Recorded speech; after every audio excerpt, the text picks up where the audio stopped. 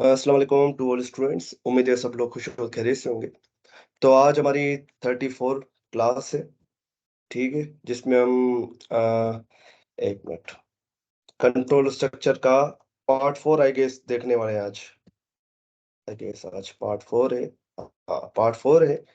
और JavaScript basics का lecture number 10 है ये, जिसमें हम लूप को फर्दर देखने वाले हैं। लूप की जो एप्लीकेशन है, मतलब लूप कहाँ-कहाँ पे हम यूज़ करते हैं। जैसे कि अरे हो गया, और एक कॉन्सेप्ट है हमारा नेस्टेड लूप्स। आज हमारे पास इतने ज़्यादा टॉपिक्स नहीं है, ठीक है। उसकी वजह ये है कि मैं चाह रहा हूँ कि आपकी लूप की अंडरस्टैंडिंग अच्छी हो जाए। तो ज़्यादा टॉपिक होंगे तो मतलब वो बात गड़बड़ वाली वाली हो जाती है। तो आज हम देखने वाले हैं कि भाई एरे के अंदर जो है हम लूप कैसे यूज़ करते हैं, ठीक है।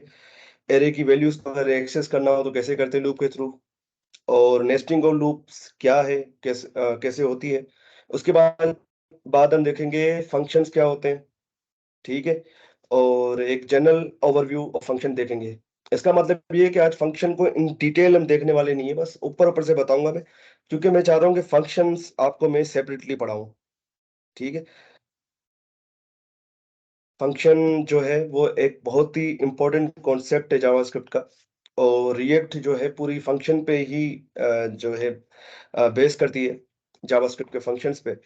सो उसके लिए पूरा एक डेडिकेटेड क्लास में रखूँगा फंक्शंस के लिए। नेक्स्ट क्लास जो होगी जो कि हमारा होगा जावास्क्रिप्ट बेसिक्स लेक्चर 11। तो आज हम सिर्फ़ इसका ओवरव्यू देखेंगे ताकि आपको थोड़ा आइडिया हो जाए कि फंक्शंस होते क्या हैं और बनते कैसे हैं। बाकी उसकी डिटेल हम देखेंगे लेक्चर नंबर 11 में, ठीक है? हनीफ भाई, मेरी आवाज़ आ रही है आपको?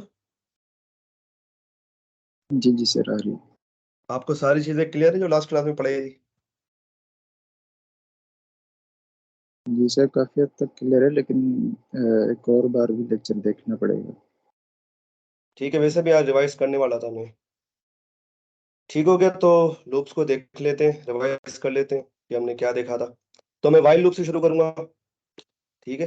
तो व्हाइल लूप का आपको पता है सिंटैक्स क्या होता है? सबसे पहले हम बनाते हैं इनिशियलाइज़र, ठीक है? इनिशियलाइज़र, मैं इसको आई बोल देता हूँ, ठीक है? इनिशियलाइज़र को हम आई कहते हैं, और इसको वैल्यू दे देता हूँ 0 या 1 दे दो, कोई भी वैल्यू दे दो।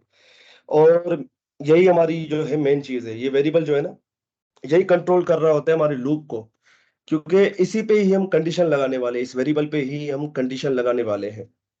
इसलिए इसकी इम्पोर्टेंस बहुत ज़्यादा है, क्योंकि लूप तब तक चलता है जब तक उसकी कंडीशन ट्रू रहती है। जैसे ही कंडीशन उसकी फ़ॉल्स हुई, लूप बंद हो जाएगा। जैसे कि इफ एल्स में इफ का ब्लॉक तब चलेगा जब उसकी कंडीशन ट्रू होगी। उसी तरीके से लूप्स भी ऐसे ही काम करते हैं। पर वो क्या करते हैं कि एक ही चीज़ को बार-बार रिपीट करते हैं, बार-बार रिपीट करते हैं, ठीक है? एक ही चीज़ को बार-बार रिपीट, और कितनी बार रिपीट कराना है वो ये वेरिएबल हमारा डिसाइड करेगा, उसमें जो कंडीशन हम लगाएँगे। इसलिए मैंने कहा था कि भई ये जो वेरिएबल है ना बड़ा इम्पोर्टेंट है, ठीक हो गया? तो उसके बाद क्या होता है, हमें व्हाइल लूप का सिंटैक्स लिखना पड़ता है। तो व्हाइल लूप का सिंटैक्स क्या है भई, व्हाइल का कीवर्ड है और ये पैरेंथेसिस है। 1 मिनट, ठीक है? व्हाइल लूप का सिंटैक्स क्या है? व्हाइल का कीवर्ड, ठीक हो गया? उसके बाद ये पैरेंथेसिस के अंदर क्या आएगी भाई, कंडीशन आएगी। और कंडीशन का आउटपुट क्या होता है, यहाँ तो ट्रू होता है, यहाँ तो फॉल्स होता है। यहाँ तो आप डायरेक्टली ट्रू और फॉल्स लिख दो, यहाँ तो आप कोई एक्सप्रेशन लिख दो यहाँ पर, ठीक है? कंडीशनल एक्सप्रेशन जिसको कहते हैं, वो लिख दो। अल्टीमेटली इसको क्या चाहिए, ट्रू या फॉल्स। जैसे कि हमारे इफ एल्स को ट्रू या फॉल्स चाहिए, उसी तरीके से लूप्स को भी ट्रू या फॉल्स ही चाहिए। अब वो आप एक्सप्रेशन के थ्रू देते हो या आप उसको डायरेक्टली ट्रू फॉल्स देते हो, आपके ऊपर है, ठीक है। तो हम यहाँ पर कोई एक्सप्रेशन देते हैं, ठीक है, ताकि हम अपने लूप को अपने हिसाब से चला सकें। अगर मैंने यहाँ पे ट्रू लिख दिया तो ये इनफाइनाइट लूप में कन्वर्ट हो जाएगा, और ये कभी रुकेगा नहीं। तो यहाँ पर कंडीशन का होना, कंडीशनल एक्सप्रेशन का होना लाजमी है। तो मैं कहता हूँ कि भाई कंडीशन मेरी ये है कि आई जो है जब तक 10 से छोटा है, हमारा ये लूप, ये जो ब्लॉक है ना, ब्लॉक ऑफ कोड, ये बार-बार चलता रहे, बार-बार चलता रहे, जब तक आई जो है, आई की जो वैल्यू है वो 10 से छोटी है, ठीक है? तो मैं कंसोल प्रिंट कराता हूँ,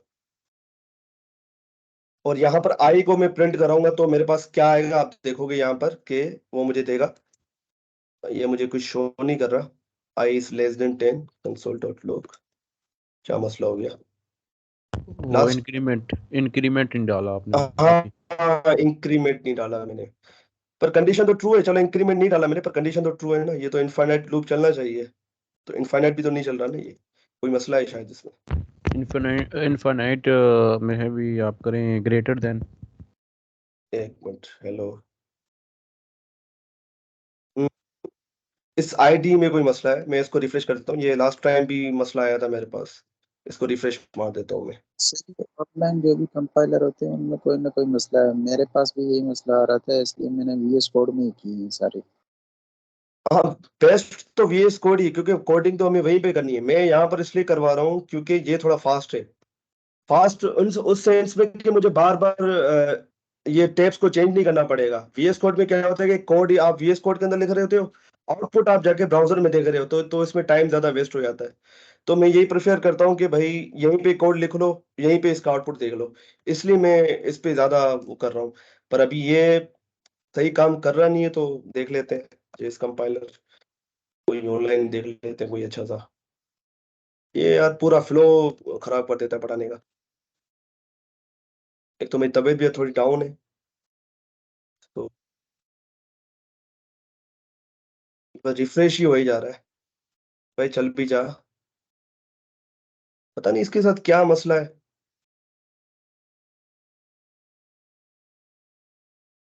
रिफ्रेश होना बंद नहीं हो रहा है ये। हो गया, जान छूटी। ठीक है, चल गया हमारा लूप। तो ठीक है, ये हेलो को हटा देता हूँ मैं, ये तो बस डिबगिंग के लिए लिखा था मैंने कि हमारा कोड काम कर रहा है नहीं कर रहा। तो आपको ये दिख रहा होगा कि मेरे पास क्या आ रहा है, 1 2 3 4 5 6 7 8 9, ये सारा आउटपुट मेरे पास आ रहा है। तो ये काम कैसे कर रहा है कि मैंने आई को अभी वैल्यू दी है 1, ठीक है।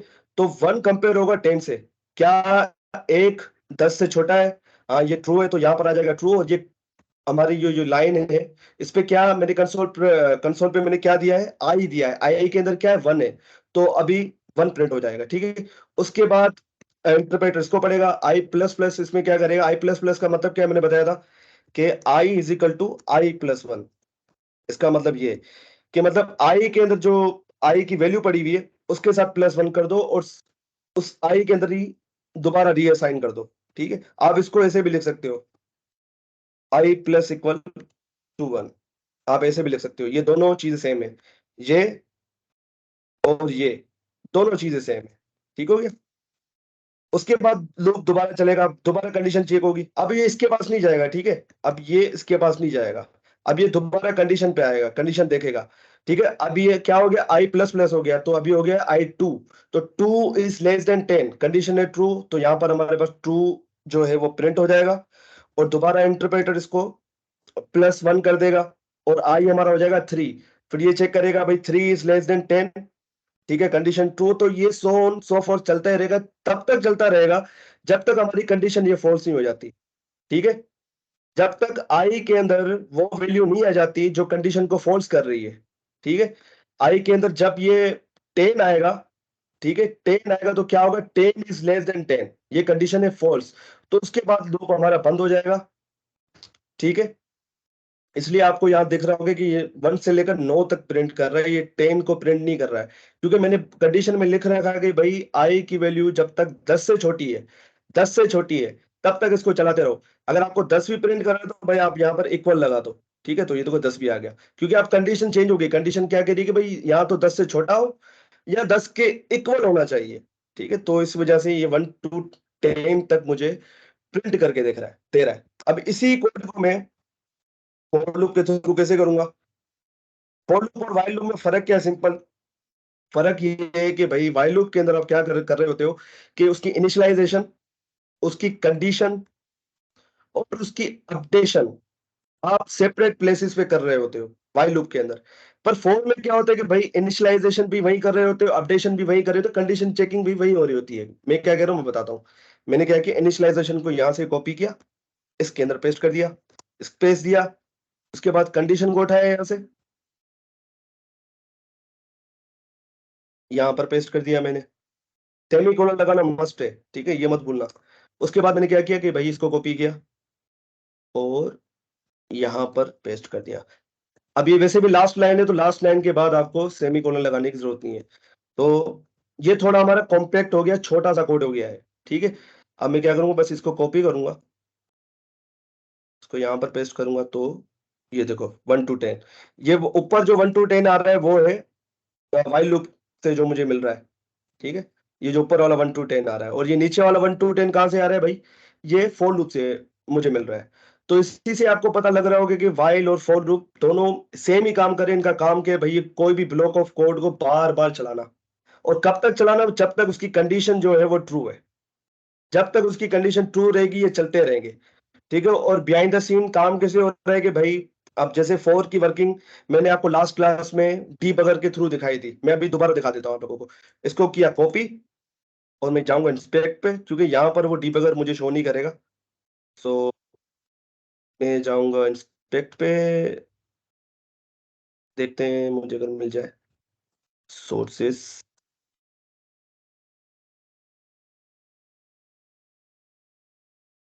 अच्छा, मैं 1 मिनट में आपको दिखाता हूँ, बस मुझे 1 मिनट दीजिएगा।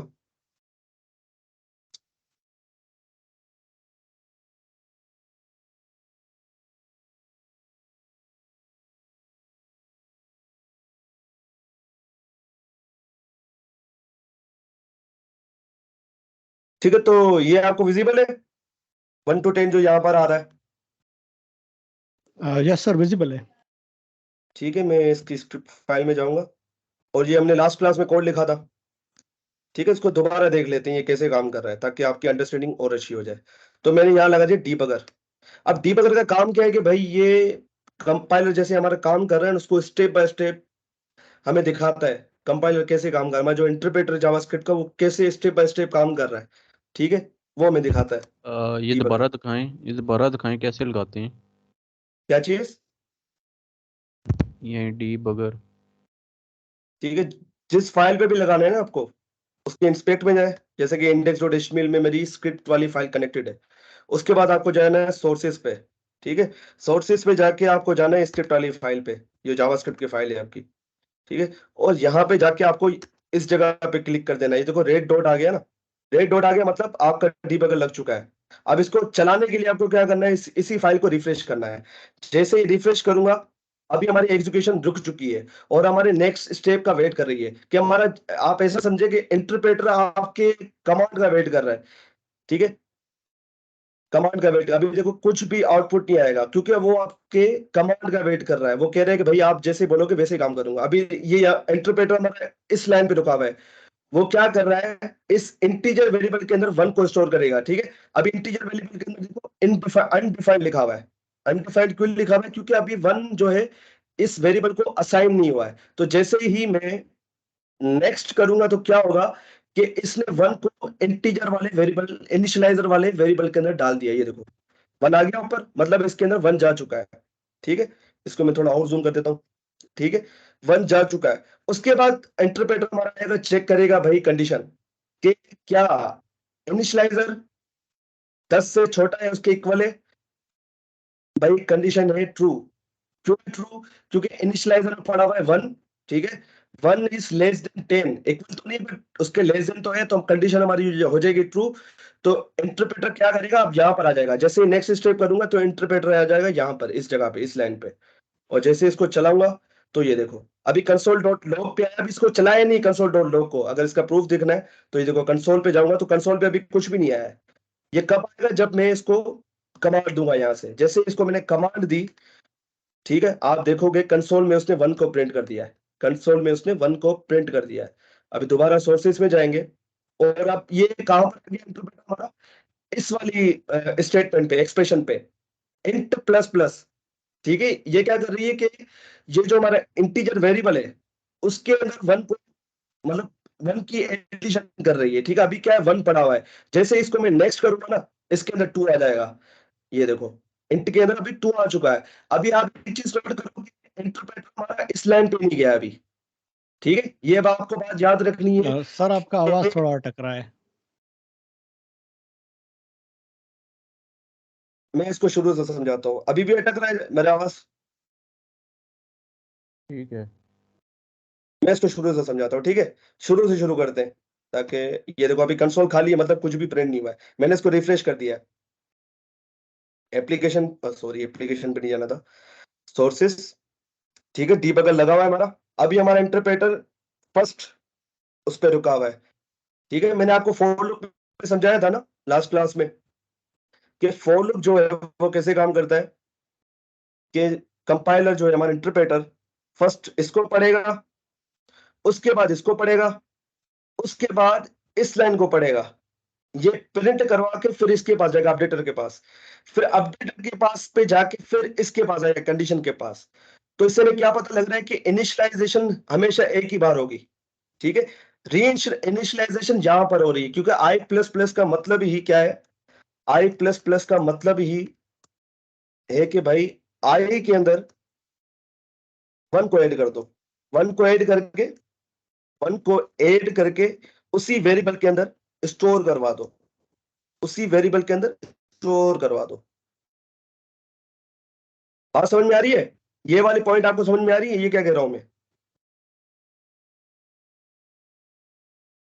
हेलो, मेरी आवाज आ रही है? जी जी। ये वाली बात समझ में आ रही है? आई प्लस प्लस क्या कैसे काम करता है, जी ठीक है। तो अभी देखो इंटरप्रेटर हमारा इस लाइन पे खड़ा हुआ है, ठीक है। अभी अगर आई इन टी वेरिएबल की मैं वैल्यू देखूं तो अनडिफाइंड है, क्योंकि अभी तक वन असाइन नहीं हुआ इस वेरिएबल के अंदर। जैसे मैं इसको चलाऊंगा तो क्या होगा कि वन जो है इंटरप्रेटर हमारा इस वन को इस वेरिएबल के अंदर असाइन कर देगा। तो इंटी की अभी वैल्यू देखूंगा तो क्या होगी, वन होगी। और अभी यहाँ पर आप देखोगे तो वन कंपेयर हो रहा है लेस देन इक्वल टू 10 के। अगर इसको दोबारा रिफ्रेश करूं और मैं दिखाऊं आप लोगों को, ये देखो अभी क्या हो रहा है, अनडिफाइंड कंपेयर हो रहा है 10 से, क्योंकि अभी तक इंटरप्रेटर ने वन को इसके अंदर असाइन नहीं किया है, अभी अनडिफाइंड वैल्यू है। जैसे मैं इंटरप्रेटर को चलाऊंगा तो क्या होगा कि इंटरप्रेटर ने क्या किया, वन को इसके अंदर असाइन कर दिया। अब ये वन कंपेयर हो रहा है 10 के साथ, ठीक है। One is less than equal to 10, क्या है, कंडीशन ट्रू है। तो मैंने क्या बताया था कि इसके बाद हमारा इंटरप्रेटर जाएगा इस लाइन पे, इसको प्रिंट करेगा, ठीक है, इसको प्रिंट करेगा, प्रिंट करके कंसोल में वैल्यू को शो करेगा। कंसोल में देखोगे तो वन आ चुका है, ठीक है, वन आ चुका है हमारे पास। और दोबारा सोर्सेस में जाऊंगा तो ये इंट प्लस प्लस पे जाएगा अपडेटर पे। अब अपडेटर क्या कर रहा है कि हमारा जो ये वेरिएबल है इसके अंदर वन की एडिशन कर रहा है बस, ठीक है। उसके बाद इंटरप्रेटर आएगा इस लाइन पे, इस लाइन पे वो अब नहीं जाएगा। अगर इस लाइन पे गया तो क्या होगा, दोबारा वन असाइन हो जाएगा। तो इस लाइन पे अब कभी नहीं जाएगा, ये फर्स्ट टाइम ही जाता है बस, ठीक है। अभी यहाँ पर खड़ा हुआ है, तो जैसे इसको चलाऊंगा मैं, यहाँ पर आ गया। अभी इंट की वैल्यू देखोगे 2 हो चुकी है, 2 इज लेस इक्वल टू 10। इसको दोबारा चलाऊंगा तो ये देखो यहाँ पर आ गया, और ये प्रिंट कर देगा 2 को कंसोल में। कंसोल में इसने 2 को प्रिंट कर दिया। उसके बाद सोर्सेस पे आऊंगा दोबारा, और आप देखोगे यहाँ पर खड़ा हुआ है अभी। अभी इसकी वैल्यू 2, जैसे मैं इसको चलाऊंगा तो ये 3 हो जाएगी, ठीक है। अभी ये 3 हो चुकी है। 3 is less than equal to 10, भाई कंडीशन ट्रू है, दोबारा इस लाइन पे आएगा, ठीक है। तो ये पूरा लूप चलता रहेगा, पूरा लूप इन्हीं तीनों लाइनों के बीच में चलता रहेगा जब तक कंडीशन फॉल्स नहीं हो जाती। अभी तक कंडीशन देखो फॉल्स नहीं हुई है, मैं इसको चलाता रहूंगा जब तक कंडीशन फॉल्स नहीं हो जाती। अभी 9 है, ठीक है, इसको चलाते हैं। अभी कंडीशन देखते हैं क्या है। अभी हो चुकी है 11, अभी ये इसके पास नहीं जाएगा, इस लाइन के पास नहीं जाएगा, ठीक है। अभी ये इस लाइन के पास नहीं जाएगा क्योंकि कंडीशन हो चुकी है फॉल्स। तो ये क्या होगा, हमारे लूप से बाहर निकल जाएगा।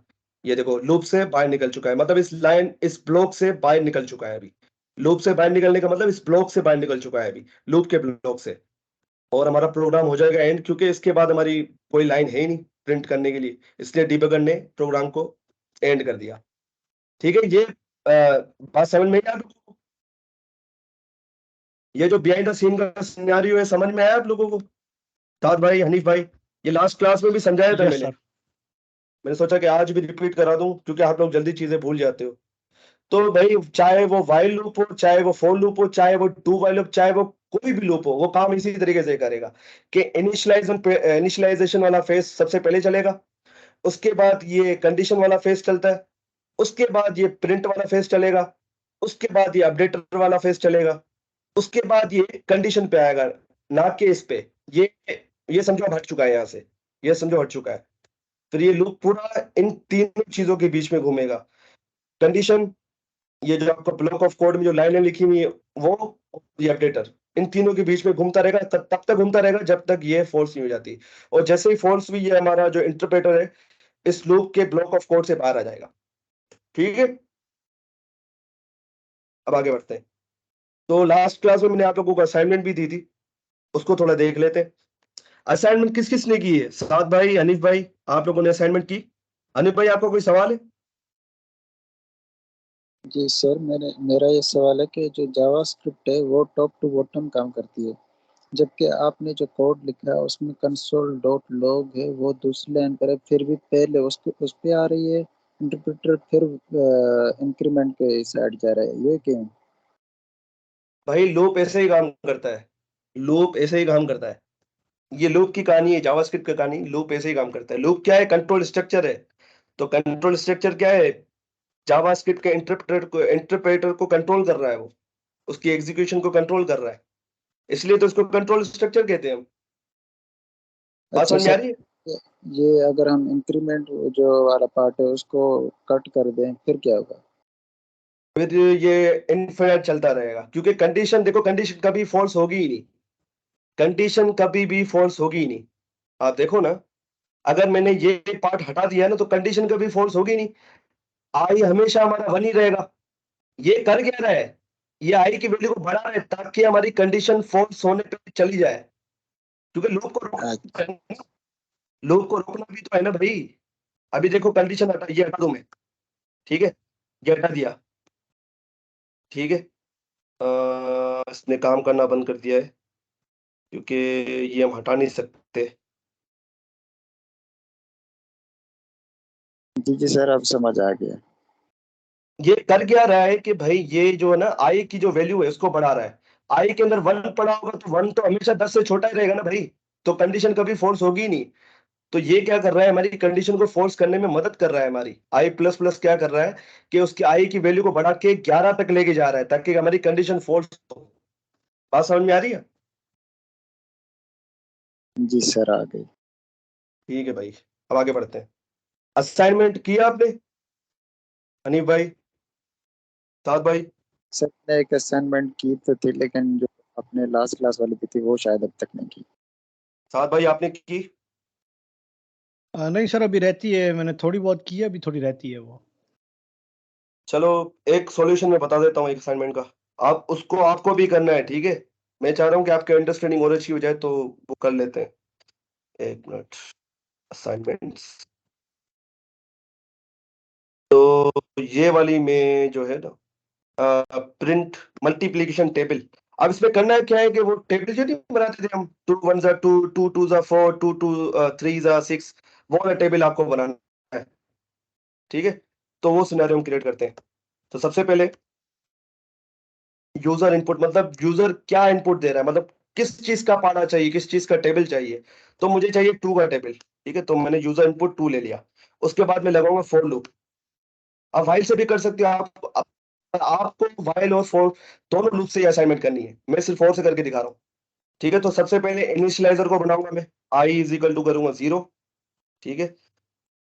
आई जो है वो 10 से इक्वल या उसके छोटा होना चाहिए, या 1 कर देता हूँ मैं, ठीक है। ठीक है, कंडीशन हमारी, क्योंकि 10 तक मुझे पढ़ा चाहिए, 10 तक चाहिए, इस वजह से मैंने यहाँ 10 लिखा हुआ है। और आई प्लस प्लस कर दूंगा, ठीक है। उसके बाद कंसोल में आऊंगा मैं। कंसोल में आके अब यार कंकेटिनेशन भी यूज करूंगा मैं, ठीक है। तो यहाँ पर कंकेटिनेशन जो है, सबसे पहले मुझे, एक मिनट, टेबल ऑफ 2, मैं आपको दिखा देता हूँ कि आउटपुट कैसा होना चाहिए। तो आउटपुट भाई ऐसा होना चाहिए, ये ना, ऐसा आउटपुट होना चाहिए। तो मैं क्या करूंगा, सबसे पहले आप एक चीज नोट करो कि यहाँ पर है क्या, कि 2 देखो हर हर जगह पे सेम ही है। तो मैं क्या यूज करूंगा, ये वाला जो यूजर ने मुझे दिया है, यहाँ पर लिखूंगा मैं 2, और sorry, user input plus, plus क्या कर रहा है, कंकेटिनेशन करेगा, क्योंकि मल्टीपल स्ट्रिंग्स को मैं जोड़ने वाला हूँ, ठीक है, इस वजह से। उसके बाद क्या है हमारे पास, ये एक्स का साइन है, तो ये एक्स का साइन स्टैटिक है, तो इसको मैं इसके अंदर दूंगा एक्स। उसके बाद क्या है, उसके बाद देखो हमारी ये वैल्यू, ये चेंज वाली वैल्यू है, तो चेंज वाली वैल्यू लाने के लिए मैं किस चीज का यूज करूंगा, इस इनिशियलाइजर की वैल्यू को यूज करूंगा। तो ये 0 से स्टार्ट हो रहा है तो 0 रखेंगे, तो यहां रखूंगा आई, यहां रखूंगा मैं आई, आई, दोबारा प्लस लगाऊंगा। ठीक है, आगे देखते हैं, आगे क्या है, ये हमारा इक्वल का साइन। ठीक है, ये आ गया। उसके बाद दोबारा कंकेटिनेशन, ठीक हो गया। उसके बाद क्या है कि भाई 0 2 into 2, मतलब मुझे क्या करना है, यूजर इनपुट और इस आई की वैल्यू को मल्टीप्लाई कराना है, सिंपल। मैं क्या करूँ, यूजर इनपुट मल्टीप्लाई बाय आई। ठीक है, अब जैसे इसको रन कराऊंगा तो मेरे पास आउटपुट देखते क्या आता है। क्या हो गया है यार, ये क्यों नहीं चल रहा, ये दोबारा हैंग हो गया।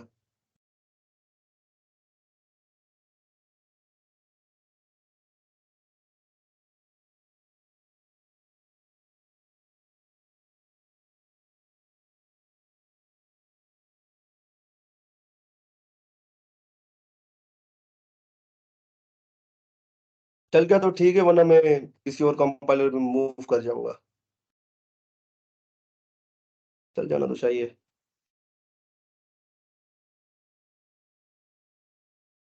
मैं चाह रहा हूँ इसी में चल जाए, क्योंकि यहाँ पर हमारी चीजें सेव होती हैं, वहां अगर रिफ्रेश कर दूंगा ना हमारी चीजें सारी चली जाएगी, सारा कोड हमारा चला जाएगा, इसलिए मैं वहां मूव नहीं करना चाह रहा हूँ। तो अभी के लिए हम यहीं पे मूव हो जाते हैं, क्योंकि टाइम हमारा वेस्ट कर रहा है वो बहुत ज्यादा। इसको मैं जैसे ही रन करूंगा तो देखोगे आप, ये देखो ये वही आउटपुट दे रहा है जो मैं उससे डिमांड कर रहा था। ये देखो 2 0 0, 2 1 टू, 2 2 4, 2 3 6, 2 4 8, 2 5 10, और ये 10 तक चला। ठीक है, तो ये चीज समझ में आ रही है, या इसको एक्सप्लेन करूँ दोबारा, ये टेबल कैसे जनरेट हो रहा है। अगर बैकटिक से हम कंसोल में सॉल्व करें इस प्रॉब्लम को। बैकटिक से अभी देखो हमजा भाई, बैकटिक मैंने समझाया नहीं है, टेम्पलेट लिटरल मैंने अभी तक पढ़ाया नहीं है, तो वो मैं अभी यूज नहीं कर रहा। और उसको यूज करने की ना करने की वजह ये है कि मैं चाह रहा हूँ कि आपका हाथ पहले इन प्लस ऑपरेटर जो है ना, कंकेटिनेशन ऑपरेटर, इस पे अच्छा हो जाए, इस पे प्रैक्टिस अच्छी हो जाए, तो वो तो एडवांस चीज है, वो तो मतलब बच्चों का खेल है, वो तो कुछ भी नहीं है, इजी है, उसको समझाना इतना मुश्किल नहीं है। पर ये चीज आपको लोगों, क्योंकि जब आप पुराना कोड पढ़ोगे ना, तो पुराना कोड में ये जो टेम्पलेट लिटरल का यूज इतना नहीं होता, नहीं हुआ होता है। ठीक है, तो इसके लिए आपको इसकी अच्छी खासी नॉलेज होनी चाहिए, अगर पुराने कोड को आप पढ़ रहे हो, और ताकि आपको वहां पर मसला ना हो। अनिल भाई,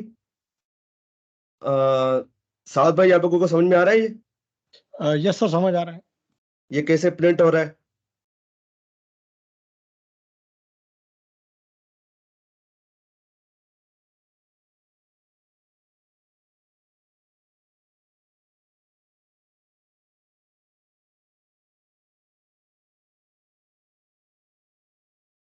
जी, कोई सवाल यहाँ तक,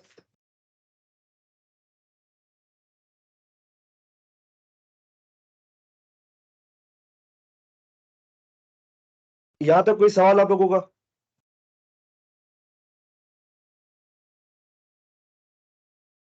हेलो, मेरी आवाज आ रही है। हेलो, यस सर, आ रही है। यस सर, आ रही है। ये चीज समझ में आ रही है ना, ये टेबल कैसे जनरेट हो रहा है इसका पूरा। Yes sir. ठीक है, ये असाइनमेंट आपको करनी है, ठीक है, वाइल और डू वाइल, मतलब ये वाइल और फॉर लूप के थ्रू, डू वाइल भले नहीं करो, पर यही सेम असाइनमेंट आपको फॉर लूप और वाइल लूप, और जितनी भी असाइनमेंट मैंने यहाँ पर दी हुई है वो सारी आपको करनी है। कुछ भी नहीं है, बहुत इजी है, बस आपको थोड़ा माइंड लगाना है, दिमाग लगाना है। इससे क्या होगा, आपका लॉजिक बिल्ड होगा। अब ये print a number from 10 to 1 in reverse order, ये आप कैसे इस पे इंप्लीमेंट करोगे, ये बहुत ही सिंपल सी ट्रिक है। ठीक है, अगर आप लोग कर लोगे तो वेल एंड गुड है यार। लॉजिक आपका बनेगा इससे कि मतलब चीजें होंगी कैसे। ठीक है, आगे बढ़ते हैं अभी। ये अभी भी रिफ्रेश ही हो रहा है, पता नहीं यार, इंटरनेट का मसला है, क्या चीज है, समझ से बाहर है।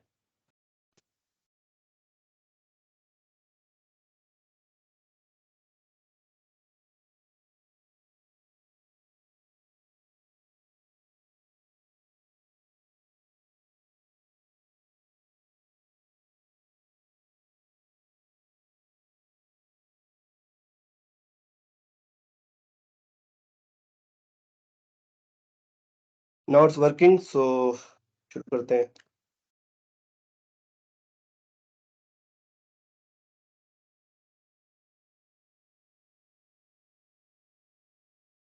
तो लास्ट क्लास नहीं, मतलब आज से चंद रोज पहले हमने अरेज के बारे में पढ़ा था कि, तो याद है आप लोगों को अरेज के बारे में, अरेज कैसे बनते हैं, या दोबारा रिवीजन करने की जरूरत है उसको? रिवीजन कर दें, वैसे पता है। रिवीजन कर दें। ठीक है, तो अरे कैसे बनते हैं? अरे वैसे बेसिकली एक डेटा स्ट्रक्चर है जो कि रिलेटेड इंफॉर्मेशन को स्टोर करने के लिए काम आता है। ठीक है, रिलेटेड डेटा, जैसे कि स्टूडेंट मार्क्स हो गई, तो आप उस एरे के अंदर सिर्फ स्टूडेंट्स की मार्क्स रखोगे। ठीक है, तो उसके लिए आप जो है वो एरे का यूज करते हो, मतलब कोई भी डेटा जो इंटर रिलेटेड हो।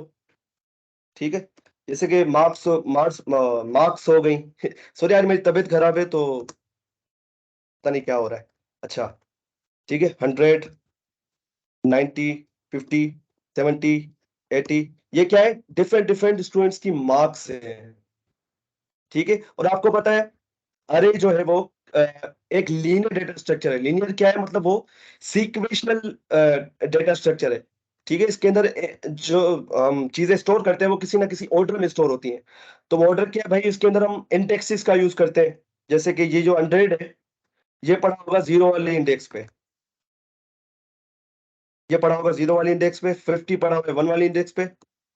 ठीक है, 70 पड़ा हुआ है सेकंड इंडेक्स पे, और 80 पड़ा हुआ है थर्ड इंडेक्स पे। तो क्या एक लीनियर स्ट्रक्चर है, एक मतलब एक पूरे ऑर्डर वे में हमारा डेटा स्टोर हुआ है मेमोरी के अंदर। ठीक है, ये बात तो आपको पता है ना, या भूल चुके हो? साद भाई, हनीफ भाई। सर याद है। ठीक है,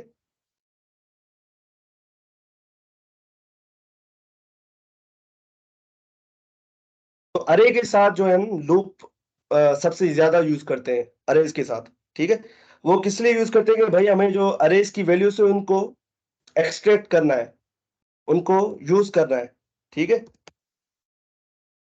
अरेज की वैल्यूज को हम पहले कैसे यूज कर रहे होते थे कि अगर मुझे 100 को देखना है तो मैं क्या करूंगा? ऐसे में कर रहा होता था 100 को देखने के लिए। ठीक है, उसी तरीके से अगर मुझे 50 को देखना है तो मैं ऐसे कर रहा था। उसी तरीके से अगर 70 को देखना है तो ऐसे कर रहा था।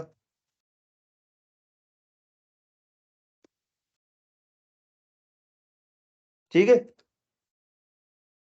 फ्री, क्या हो रहा है?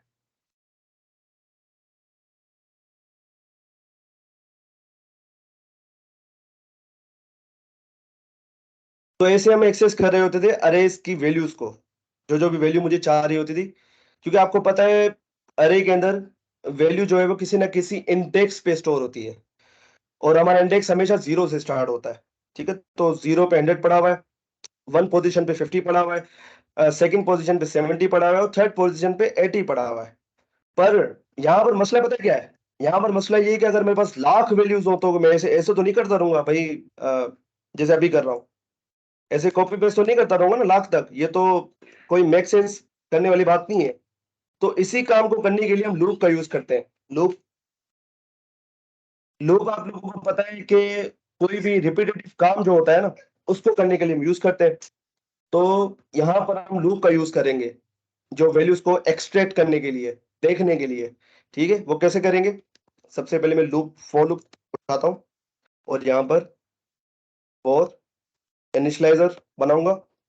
ठीक है, और जीरो से स्टार्ट करूंगा। क्यों जीरो से स्टार्ट करूंगा? क्योंकि हमारा फर्स्ट इंडेक्स जीरो होता है, इसलिए यहाँ पर मैंने जीरो लिखा है। ठीक है, हमेशा आपको जीरो ही लिखना है क्योंकि एरे जो है वो जीरो से स्टार्ट होता है। ठीक हो गया? यहाँ पर कंडीशन लिखूंगा आई इज लेस देन, अभी मेरे पास है 4 एलिमेंट, तो मैं लिखूंगा आई इज लेस देन 4। पर ये कोई अच्छा तरीका नहीं है, क्योंकि एरे जो है, अगर उसके अंदर 60-70 हजार वैल्यूज हो तो आप क्या उनको काउंट करोगे? ऐसे काउंट करोगे भाई 1 2 3 4 5 6? तो उसी मसले को हल करने के लिए अरे मतलब जावास्क्रिप्ट वालों ने में एक प्रॉपर्टी दी हुई है लेंथ के नाम से, डॉट लेंथ। ठीक है, कैसे? अरे डॉट लेंथ, आप ऐसे यूज करते हो उसको, जैसे आप कंसोल डॉट लॉग यूज कर रहे होते हैं ना, कंसोल डॉट लॉग। उसी तरीके से अरे के साथ हमारे पास एक प्रॉपर्टी मिलती है जिसको हम कहते हैं लेंथ। इसका काम क्या है कि भाई इसका काम ये है कि अरे के अंदर कितने एलिमेंट पड़े हुए हैं उसकी लेंथ हमें बताना। ठीक है, मैं कंसोल कराता हूँ, आपको दिखाता हूँ इसके अंदर मुझे क्या मिल रहा है। कंसोल डॉट लॉग और अरे डॉट लेंथ करूंगा तो आप देखोगे, इसको मैं थोड़ा बंद कर देता हूँ, तो आप यहाँ पर देखोगे ये 4 मुझे बता रहा है। क्यों 4 बता रहा है? क्योंकि अरे के अंदर है ही 4 एलिमेंट। अगर मैं यहाँ पर और एलिमेंट ऐड कर दूं तो आप देखना 90, ये देखो 5 हो गई। जैसे जैसे डालते जाऊंगा ये इसकी लेंथ बढ़ती जाएगी। लेंथ क्या है? मतलब कितने एलिमेंट है इसके अंदर। तो अगर आपको देखना है तो जावास्क्रिप्ट ने हमें सहूलत दी हुई है, अरे मतलब लेंथ नाम की प्रॉपर्टी दी हुई है। किसी भी अरे पे लगा सकते हो एक्स वाई जेड। मैं अगर इसका नाम रख दूं भाई ARR, ठीक है, तो ये किसी भी एरे पे लगाई जा सकती है। तो अरे आप उसका नाम कोई भी रख सकते हो, ठीक है। तो यहाँ पर मैं जो है मुझे लूप जो है वो अरे के लास्ट एलिमेंट तक चलाना है। तो मैं क्या करूंगा, ARR डॉट लेंथ लिखूंगा। मतलब इसका मतलब क्या है कि भाई छह छह एलिमेंट तक मुझे ये लूप चलाना है। ठीक है, 0 से स्टार्ट करो 6 तक चलाओ इसको। इसका मतलब ये है क्योंकि अरे डॉट लेंथ की वैल्यू आपको पता है 6, तो इसकी जगह पे आ जाएगा 6। क्योंकि आपको पता है ये एक एक्सप्रेशन है, ये अरे डॉट लेंथ भी खुद में एक एक्सप्रेशन है। ये जब चलेगी तो इसके बिहाइंड द सीन क्या होगा कि भाई यहाँ पर आ जाएगा 6, मतलब जितनी उसकी वैल्यू होगी लेंथ की वो आ जाएगी। ठीक है, वो हमें दिख नहीं रहा होता, वो बिहाइंड द सीन की बातें होती हैं। ठीक है, इसके बाद आई प्लस प्लस करेंगे और यहां पर मैं कंसोल कर दूंगा, कंसोल डॉट लॉग और अरे अरे, और यहां पर मैं वो बस इस आई को मैं डाल दूंगा यहाँ पर, इस आई को मैं यहाँ पर डाल दूंगा।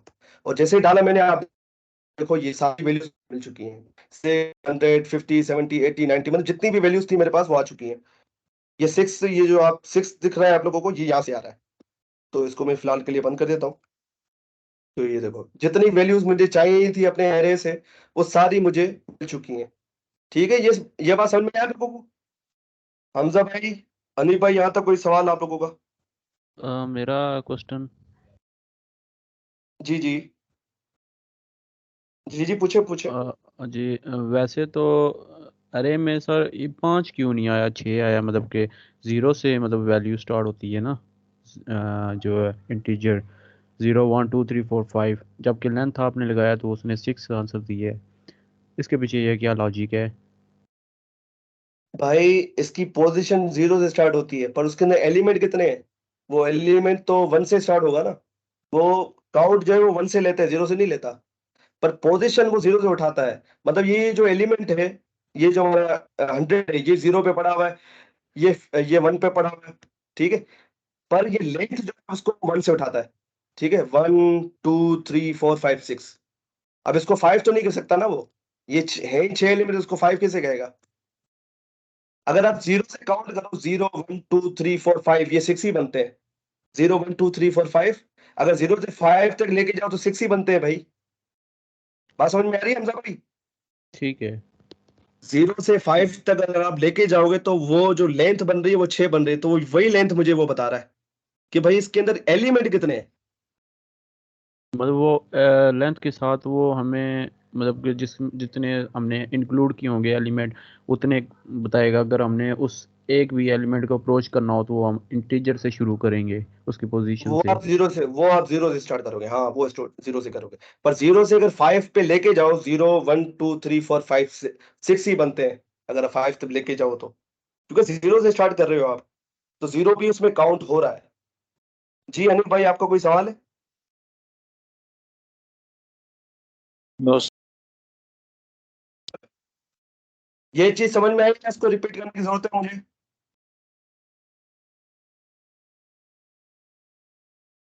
भाई ये चीज समझ में आई?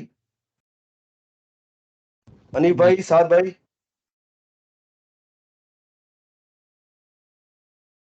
और अगर नहीं भी समझ में आए तो कोई बात नहीं, क्योंकि अरे पे पूरा एक चैप्टर है, आगे जाके हम अरे के मेथड्स पढ़ेंगे। ठीक है, अरे के मेथड्स, क्योंकि अरे एक ऑब्जेक्ट है। और वो इसलिए अभी नहीं पढ़ा रहा हूँ क्योंकि अब अभी तक हमने ऑब्जेक्ट को पढ़ा नहीं है। तो ऑब्जेक्ट से पहले हम पढ़ेंगे फंक्शंस। क्यों? ठीक है, क्योंकि ऑब्जेक्ट क्या है? ऑब्जेक्ट भी एक डेटा स्ट्रक्चर ही है और बहुत ही इंपॉर्टेंट है ऑब्जेक्ट जो है ना।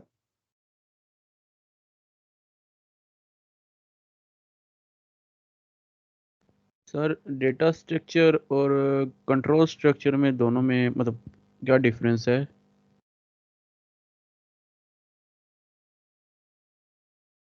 जी जी जी, हेलो, मुझे फोन आ गई थी, सॉरी। हेलो। जी जी हमजा भाई। मेरा क्वेश्चन था कि डेटा स्ट्रक्चर और कंट्रोल स्ट्रक्चर में क्या डिफरेंस है? डेटा स्ट्रक्चर का मतलब क्या है? आपने क्लास ली थी लास्ट, जो मैंने डेटा स्ट्रक्चर पे दी थी? ये इस आज आज की जो क्लास है इससे पहले वाली? नहीं, तकरीबन 3-4 क्लास पहले। उसमें मैंने डेटा स्ट्रक्चर के बारे में समझा, जब मैंने अरे का पढ़ाया था उसमें मैंने समझाया था। अच्छा, मैं दोबारा बता देता हूँ, डेटा स्ट्रक्चर क्या है भाई? आपके डेटा को आप कैसे मैनेज करते हो, कैसे स्टोर करते हो इफिशिएंट वे में।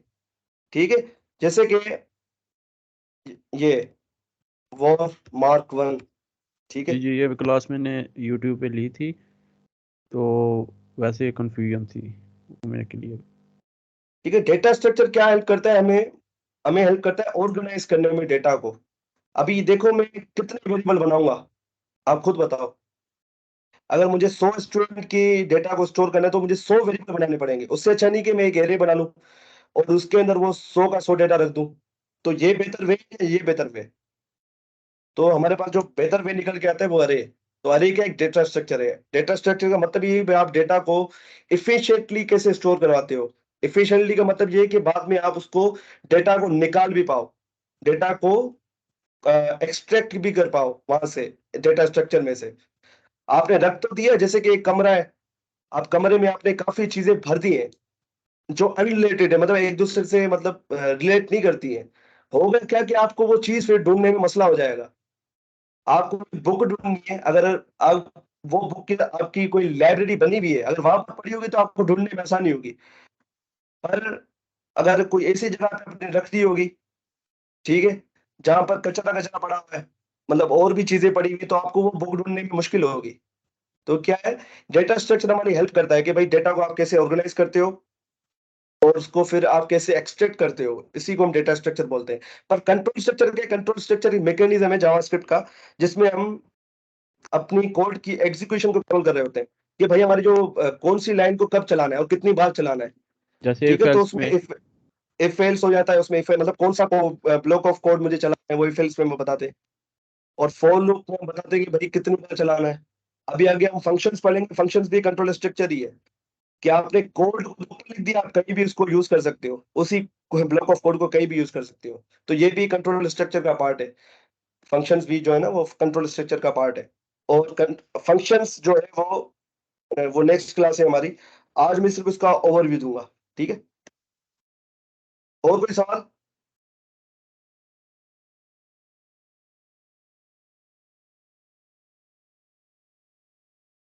आज मेरी थोड़ी तबीयत भी खराब है, इसलिए मैं सही तरीके से एक्सप्लेन भी नहीं कर पा रहा हूँ चीजों को, तो इसके लिए यार आज माजरत।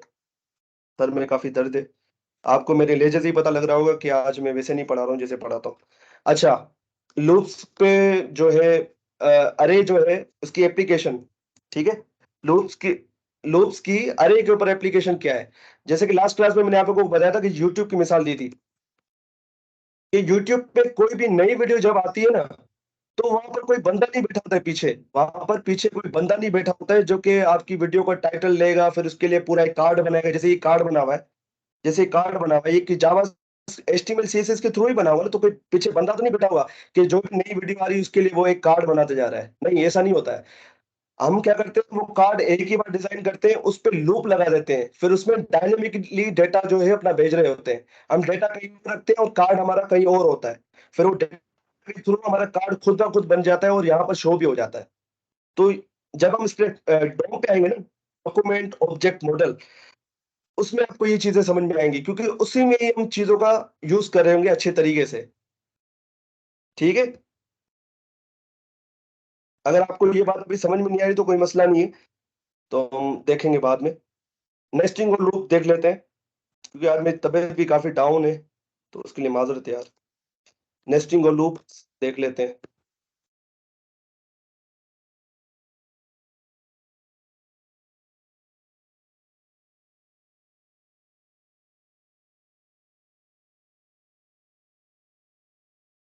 नेस्टिंग लूप्स का क्या मतलब है? हमने नेस्टिंग ऑफ इफ पढ़ी थी जी साहब भाई। नेस्टिंग ऑफ लूप से आपको क्या समझ में आ रहा है?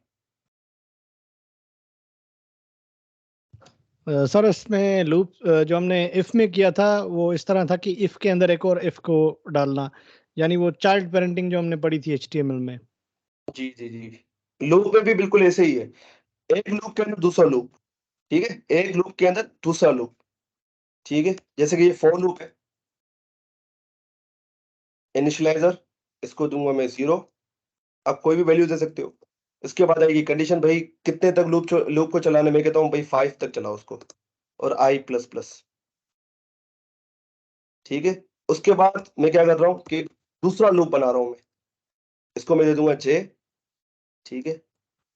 I is less than, i is less, sorry i नहीं, यहाँ पर जे आएगा, ठीक है। जे इज लेस देन, इसको भी 5 ही कर देते हैं, ठीक है, और जे प्लस प्लस।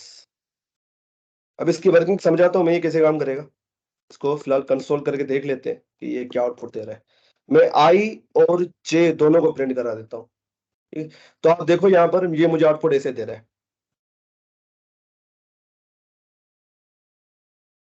ये देखो, ये मुझे कुछ ऐसे आउटपुट दे रहा है। मैं यहाँ लिख भी देता हूँ,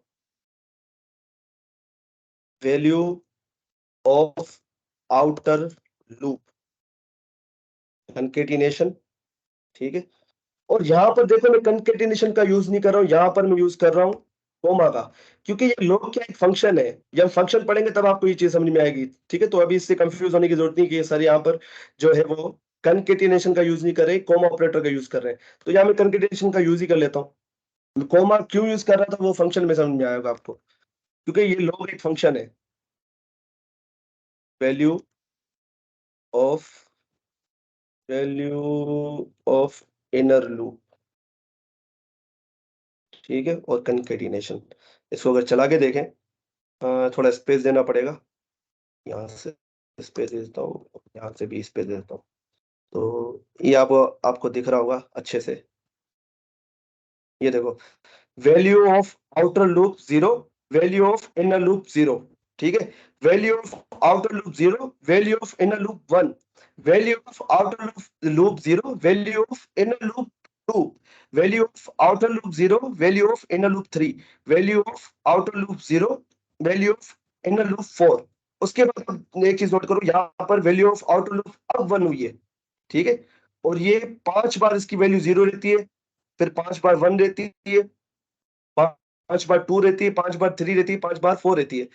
पर इनर लूप की वैल्यू देखो, वो चेंज होती है, चेंज हो रही है, 0 1 2 3 4, फिर दोबारा 0 1 2 3 4। अब ये ऐसा हो क्यों रहा है मैं आपको बताता हूँ, ठीक है। लूप हमारा सबसे पहले स्टार्ट होगा यहाँ से, इंटरप्रेटर आपको पता है टॉप टू बॉटम बढ़ता है, ठीक है।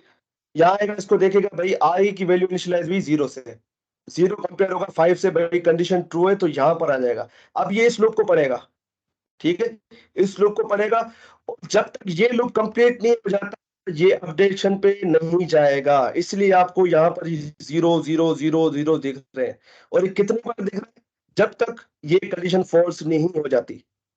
बात समझ में आ रही है साद भाई, हमजा भाई, ये दोबारा किस्सा बताएं, समझ में आ रहा है? ये दोबारा बताएं। मैं दोबारा बताता हूँ।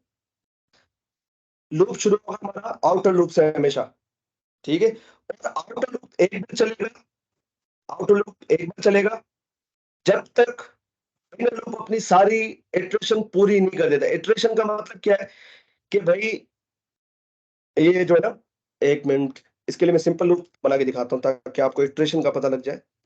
var I is equal to 0, I is less than 10, I plus plus console dot log I। इसको मैं फिलहाल के लिए हटा देता हूँ। अभी इटरेशन का मतलब क्या है कि भाई इंटरप्रेटर ने इसको पढ़ा, वैल्यू असाइन की 0, इसको पढ़ा, कंडीशन को 0 इज लेस देन 10, कंडीशन है ट्रू, तो यहां पर आएगा, ठीक है। यहां पर इसको पढ़ा और प्रिंट कर दिया, उसके बाद ये अपडेशन पे गया, ठीक है। ये क्या है, पूरे सर्कल को हम कहते हैं इटरेशन। इस पूरे सर्कल को हम कहते हैं एक इटरेशन। बात समझ में आ रही है?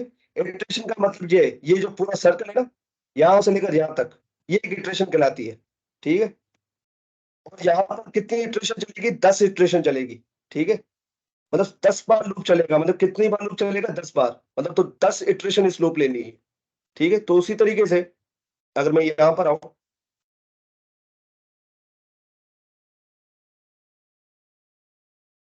तो आप चीज नोट करो कि ये एक इटरेशन लेगा, आउटर लूप एक इटरेशन लेगा, इनर लूप अपनी सारी इटरेशन पूरी करेगा।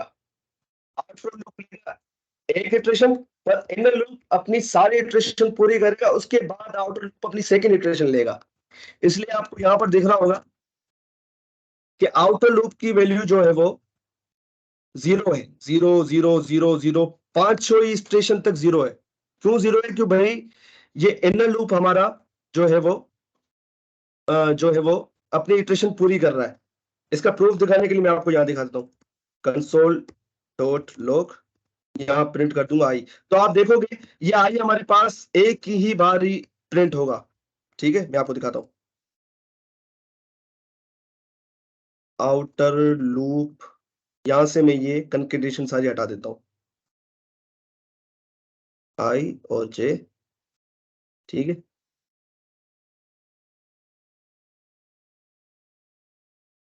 यहाँ कोई मसला हो गया है, ठीक है। तो ये देखो आउटर लूप एक ही बार चला है, ये जो कंसोल की स्टेटमेंट ये एक ही बार चली है, और ये नेक्स्ट टाइम कब चलेगी, जब तक ये अपने इनर लूप की सारी इटरेशन पूरी करेगा तब। बात समझ में आ रही है? इसको सिंप्लीफाई करते हैं, रुक जाओ, मैं आई और जे को यहां से हटा देता हूं, यहां सिंपल लिख देता हूं इनर लूप, और यहां लिख देता हूं आउटर लूप, बस सिंपल। ये देखो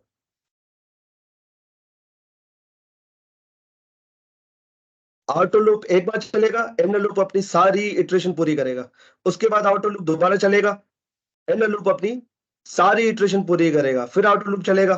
क्योंकि आउटर लूप कंडीशन देखो, आई इज लेस देन 5 है, और जब तक ये 5 बार नहीं चल जाता तब तक ये रुकेगा नहीं, ठीक है जी। समझ में आ रहा है? मुझे पता है थोड़ा कॉम्प्लिकेटेड है ये, इसको मैं दोबारा रिपीट करूंगा फिर, पर आज नहीं, इंशाल्लाह फिर नेक्स्ट क्लासेस में, क्योंकि आज मेरी तबीयत भी खराब है, तो इसकी वजह से मैं सही से समझा नहीं पा रहा हूँ इन चीजों को। इंशाल्लाह नेक्स्ट टाइम इसको मैं अच्छी एनर्जी से समझाऊंगा। हमजा, हमजा भाई आपको समझ में आया ये? कोशिश हाँ, की है मैंने थोड़ा समझाने की। कुछ कंफ्यूजन थी। इसको मैं नेक्स्ट टाइम रिपीट करूंगा, टेंशन नहीं ले, इसको मैं नेक्स्ट टाइम रिपीट करूंगा। आज हम फंक्शन को थोड़ा देख लेते हैं, ठीक है। अब फंक्शंस होते क्या, बेसिकली फंक्शंस जो है किसी भी कोड को आप अगर रीयूज करना चाहते हो, किसी भी ब्लॉक ऑफ कोड को आप बार बार यूज करना चाहते हो, तो उसी के लिए हम फंक्शंस जो है वो बनाते हैं, ठीक है। मिसाल के तौर पे डॉट लॉग, मैंने लिखा हेलो वर्ल्ड, इसको मैं 3 देता हूँ या 5 बार लिख देता हूँ, ठीक है।